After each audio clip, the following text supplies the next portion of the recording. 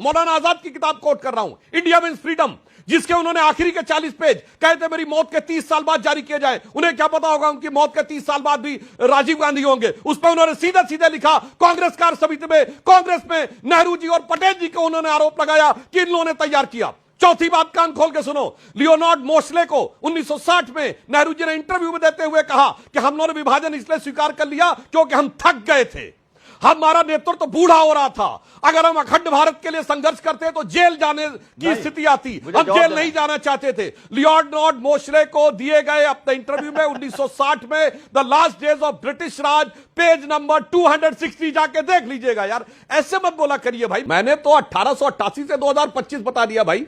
Pakistan officially कहता है कि पाकिस्तान बनाने की नींव सर सैयद अहमद ने रखी और कायदे आजम ने उसके आधार के ऊपर बनाया। पाकिस्तान तो कहता 712 में बना और ये कहते हैं 1936 में। मतलब अजब बात है भाई। पाकिस्तान अपनी ऑफिशियल हिस्ट्री में लिखता है कि मोहम्मद बिन कासिम के अटैक के साथ 712 में पाकिस्तान की नींव पड़ी, और ये आके अपना कुछ भी बोलना शुरू कर देते हैं। गौरी गजनी बाबर अपनी मिसाइलों के नाम रखता है और ये कहते हैं कि साहब हिंदू महासभा ने कराया। अब मैं बताना चाहता हूं 16 अगस्त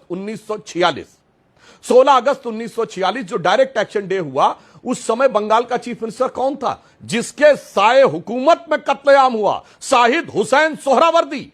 और उसके 16 दिन बाद 2 सितंबर 1946 Jawaharlal Nehru cabinet mission plan के तहत वेबल के द्वारा शपथ लेते हैं, यूनियन जैक झंडे के नीचे ट्वीन की निष्ठा की शपथ लेते हैं और फिर लीग से कहते हैं हमारे साथ शामिल हो जाओ। अब सुनिए, वही सोहरावर्दी जिसने कत्लेआम कराया वो पाकिस्तान नहीं जाता है, उसके ऊपर इनकम टैक्स का नोटिस था।